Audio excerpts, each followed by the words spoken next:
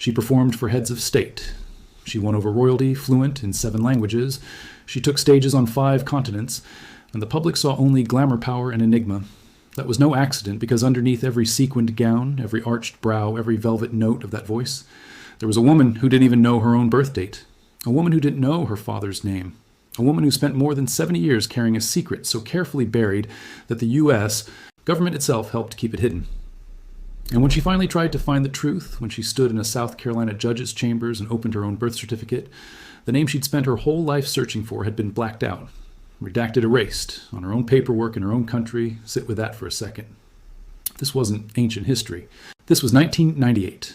A 71-year-old woman, one of the most famous performers alive, was told by the state of South Carolina that she still couldn't know who her father was, that certain names, certain white names, still needed shielding.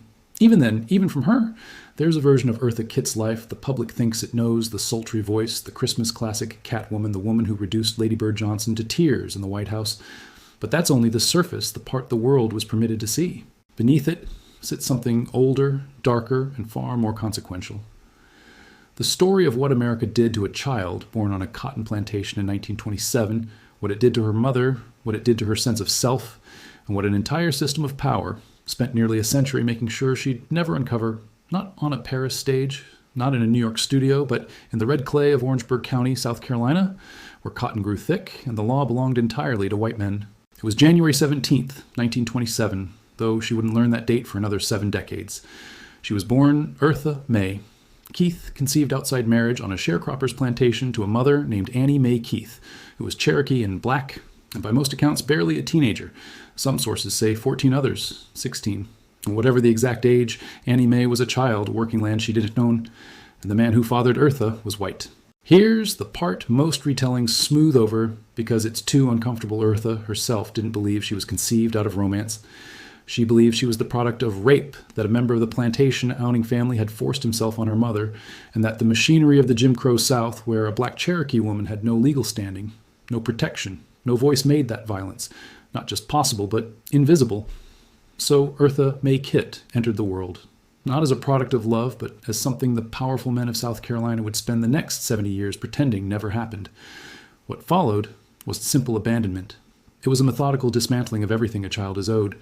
Annie Mae couldn't keep her daughter, not for lack of wanting to, but because when she found a man willing to take her in, he took one look at the light-skinned little girl beside her and refused to have that yellow gal in his house. Those are close to the actual words used, not exaggerated for effect.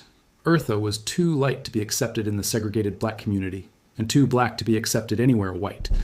She was born into a racial no-man's land, living proof of a crime nobody in a country built on that very violence would ever name. Annie Mae left, and Eartha was handed off to a woman named Anna Mae Riley, whom the child would believe for years was her real mother. The people around Eartha knew the truth and chose silence. And inside that silence, a little girl grew up not knowing who she was, where she'd come from, or why the world seemed to have decided before she could even walk that she didn't fully belong anywhere. Read that. Twice she didn't know her own mother was her mother. She didn't know her birthday, her father's name, or even her real age. For decades, the woman Orson Welles would later call the most exciting woman in the world didn't know the most basic facts of her own existence. What happened to Eartha Kitt wasn't only personal misfortune. It was a deliberate systemic erasure that played out across the American South with grim regularity. Mixed-race children born of plantation violence were living evidence against the mythology of Southern purity and respectability. So they were erased sometimes, literally, but more often on paper, parentage, scrambled origins, obscured records, quietly altered. Courts, clerks, and judges became the tools of that erasure. When Anna Mae Riley died, Eartha was about 8 word-reached relatives in New York that her situation had turned dangerous, and she was sent to Harlem to live with an actual blood relative, an aunt. Even there, nobody explained what had really happened. She was simply a Southern-born girl now navigating a cold, loud, unfamiliar city, but survival turned out to be her gift. At 16, she won a scholarship with Katherine Dunham's company, the first black modern dance troupe in America, and was noticed immediately, not just for talent, but for an intensity that was hard to name. Dunham's tours took her through Paris and London, cities that didn't box her in the way America had, and there she began to breathe. She stayed on, picked up French, Spanish, Turkish, and more, and performed in European cabarets whose audiences had no preset category for her, so they simply took in what they saw. Orson Welles cast her in a production of Faust and called her the most exciting woman alive. Broadway came next, then Hollywood, then the records, including a 1953 novelty holiday tune, Santa Baby, that would come to define her for generations, who'd never seen her perform live. By any measure, she had become a global star, and every bit of that persona, every interview, every performance, every calculated detail functioned as armor. Underneath it remained that same little girl from South Carolina, no birthday, no father, no truth. The identity she built wasn't vanity. It was survival architecture. The languages, the mystery, the deliberate ambiguity around her race and origins were all a response to a world that had already decided she had no right to a settled identity. If the world wouldn't hand her one, she'd construct her own, and she built it so convincingly that even people closest to her didn't grasp the grief underneath it. She married once in 1960 to businessman Bill McDonald. Their daughter, Kitt Shapiro, was born in 1961. The marriage ended in divorce in 1964. By every account, Kitt never fully opened up about her origins, not even to those she loved most. The wound was too old and too deliberately sealed. She'd learned early that asking about her father only brought silence and pain, and that whatever system protected his identity was stronger than she was. So she built her life on top of the unanswered question rather than around it. She worked. She performed. In her own words, she turned the manure of her life into fertilizer. In 1997, something shifted. She spoke at Benedict College in Columbia, South Carolina, the very state she'd fled, and during the event, someone asked about her parents, her roots. And this woman who'd spent 60 years performing composure simply couldn't answer because she genuinely didn't know moved by what they'd witnessed. Students began digging and found what Eartha never could on her own, her birth certificate. It showed her real birth date, January 17th, 1927. For decades, her passport had listed 1926, January 26th. She'd been living a year younger than her actual age. At over 70, she learned her own age for the first time, but the certificate was only the start. What she really wanted was the name her father's, the missing half of who she was. So she and her daughter, Kitt Shapiro, launched a legal fight for the full record. By Shapiro's account, they spent close to 6 months petitioning South Carolina's courts for a document that was legally hers to begin with. At 71, a woman who'd performed for royalty, who'd had a CIA file, who'd once infuriated a sitting U.S. president, she had to plead with the state of South Carolina for access to her own birth record. When a judge finally granted them 15 minutes in chambers to view it, the father's name had been blacked out.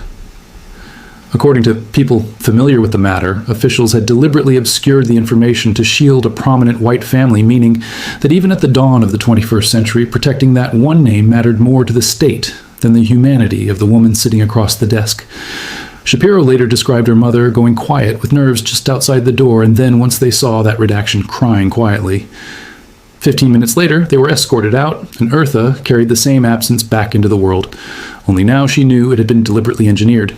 She died on Christmas Day, 2008, of colon cancer at 81. She never learned his name. The genealogical story doesn't end with her death.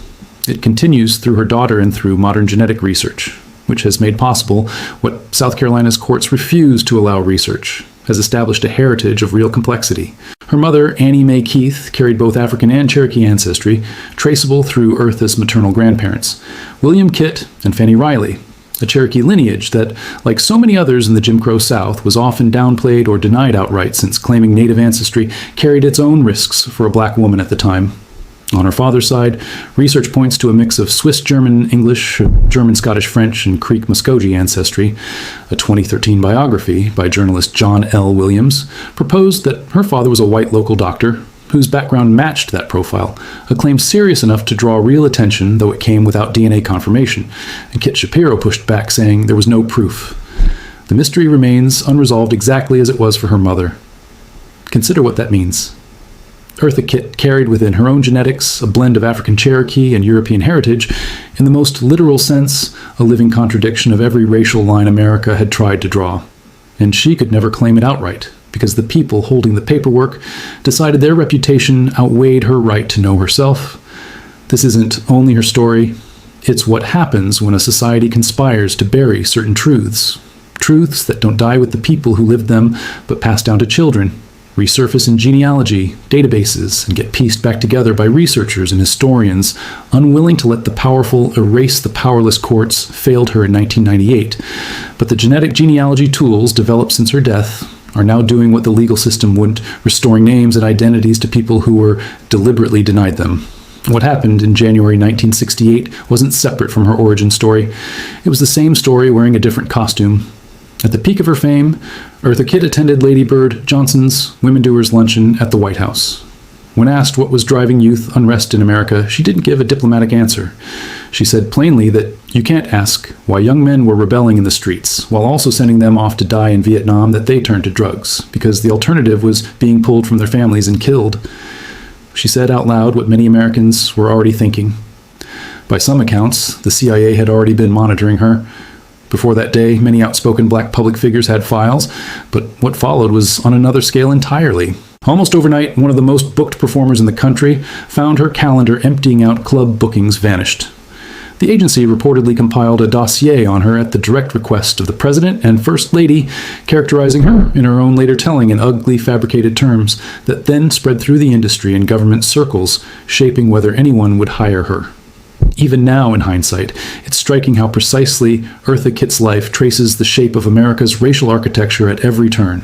Born into it, abandoned because of it, denied her own identity by it, celebrated by it, when something exotic was wanted, destroyed by it when she became inconvenient, denied her own birth record by it even at 71. Her Cherokee heritage reflects a broader pattern.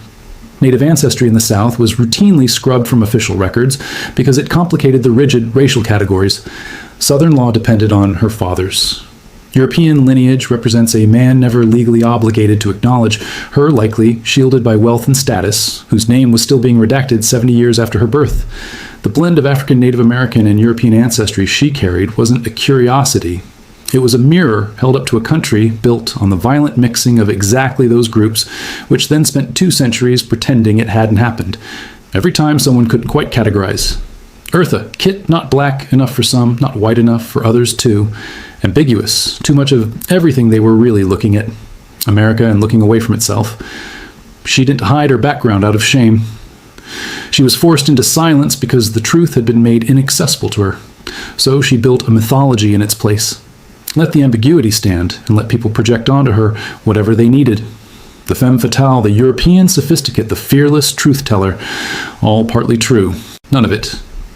The whole story. Her daughter, Kit Shapiro, has spent years preserving her mother's legacy and continuing the search her mother never finished.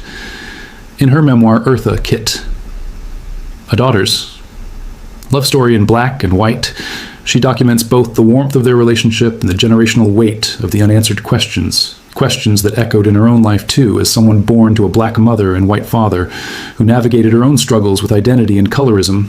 Modern genetic genealogy, the same technology used to solve cold cases, reunite adoptees with biological families, and rebuild lineages shattered by the Holocaust and by American slavery, is now being applied to stories exactly like this.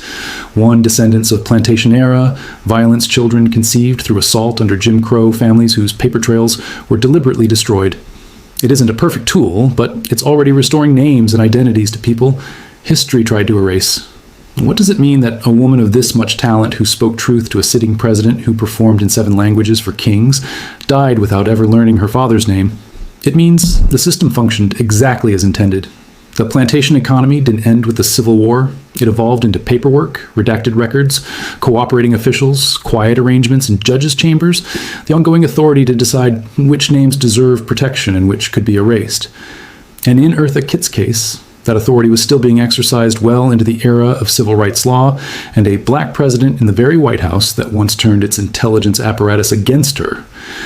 The bigger question isn't only who her father was, it's how many others there were. How many birth certificates carry that same black mark over that same kind of name? How many women without her fame, her resources, or her platform went to their graves carrying an identical manufactured absence? How many children born in that same soil built their whole lives on a foundation of institutional silence? Eartha Kitt outlasted abandonment, poverty, racial exclusion, government surveillance, and a career-ending smear campaign with a voice that could command a room and a dignity no government file could erase. But surviving is the same as getting justice. And the question mark burned into her birth certificate remains, even now, only partly resolved. The DNA record keeps filling in where the paper trail went silent. Family histories are being rebuilt, one genetic marker at a time, in databases with no jurisdiction to redact anyone's name. Somewhere in that data may be the answer Eartha Kitt spent her whole life searching for. But ask yourself if that name is finally recovered. Would it really be justice or just confirmation of what she already knew deep down? That she was born out of a crime no one would name, that powerful people spent decades protecting the man responsible, and that even after her death, the system that blacked out her father's name on her own birth certificate was in some fundamental sense still winning. The tools keep improving, the databases keep growing, descendants keep contributing their DNA piece by piece, rebuilding the family trees that slavery, Jim Crow, and redacted birth records tried to erase. Somewhere in that reconstruction, her story is still being written, and whoever eventually restores that missing name won't just be closing a historical footnote. They'll be finishing what the state of South Carolina refused to do, giving a little girl born on a cotton plantation in 1927 the one thing she was always owed and never given her own truth. The lingering question is whether the system that withheld it from her for 81 years will ever really reckon with that, whether the names, so carefully protected for so long at such a human cost, will finally be brought into the light where they belonged all along. We may be closer to an answer than ever, or some erasures may run deeper than any database can reach. That unresolved, uncomfortable uncertainty is exactly where Eartha Kitt's story leaves us.